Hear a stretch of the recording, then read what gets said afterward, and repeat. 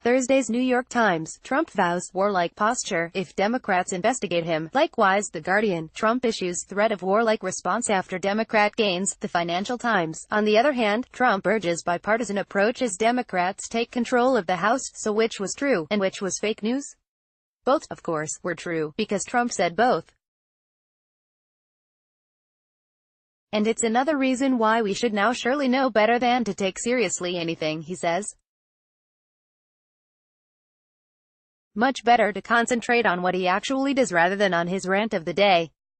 And by far the most important thing he did on Wednesday was fire his Attorney General, Jeff Sessions, who has enraged him for months by failing to halt the Mueller inquiry into his campaign's alleged collusion with Russia in the period leading up to the 2016 presidential election. Was the decision to get rid of Sessions designed to shut down, or at the very least hobble, the inquiry? What do you think? What's more, within hours of Trump's chaotic, nasty press conference, with the president at his snarling worst, the White House suspended the credentials of an admittedly grandstanding CNN correspondent whom the president had called a rude, terrible person, for daring to challenge him.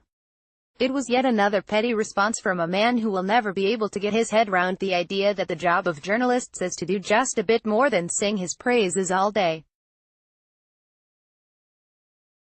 The White House also distributed what seems to have been a doctored video to bolster its allegation that the correspondent, Jim Acosta, touched a female White House staffer as she tried to wrestle his mic away from him. What I saw as I watched the Trump press conference was a president who was sh*t scared.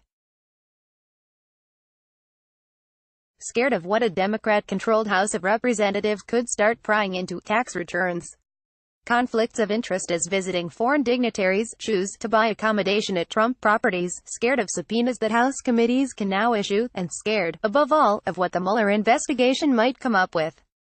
Trump claimed, wrongly, of course, on Wednesday that the Mueller investigation got nothing, nothing, that is, except for his former personal lawyer and consigliere Michael Cohen pleading guilty to campaign finance violations and other charges, his former campaign chairman Paul Manafort being convicted of filing false tax returns, failing to disclose offshore bank accounts and bank fraud, his former deputy campaign chairman Rick Gates pleading guilty to lying to investigators, his former national security advisor Michael Flynn pleading guilty to lying to the FBI about his Russia contacts, and 12 Russian intelligence officers being indicted by a federal grand jury, accused of hacking into Democratic Party computer networks.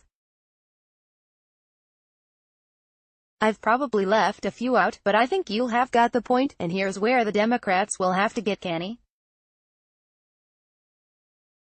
They could, if they so wish, go after Trump on a dozen different fronts, tie him up in congressional and judicial knots for the next 2 years and make his life an absolute misery. But if they do, how will he react? Badly, for sure. He will call them enemies of the people, traitors, and much worse. He will blame them for every mass shooting, soft on crime, for every economic hiccup, high-tax socialists, and every act of terrorism, soft on illegal migrants. He will challenge every attempt to rein in his most dangerously autocratic impulses, and if his challenges end up in the Supreme Court, he may very well win. Remember how hard he fought for the nomination of Brett Kavanaugh? Funny, that, and when he seeks re-election in 2020, he will run, as he did in 2016, as the champion of the little people, against the elitist liberals who have hated him, and his supporters, from day one. And you know what? He could win again. Far better, surely, for the Democrats to focus on the things that really could make a difference to voters' lives: health care, which was a major issue in this week's elections, opioid drug addiction, rebuilding roads, bridges and airports, and gun crime. More than half of American voters think gun controls should be tighter, and nearly half think there would be fewer mass shootings if gun laws were tougher. The most recent tragedy was on Wednesday, just a day after the midterms, in Thousand Oaks, California, when a former U.S. Marine shot dead 12 people in a bar, rather than start trying to impeach him, which,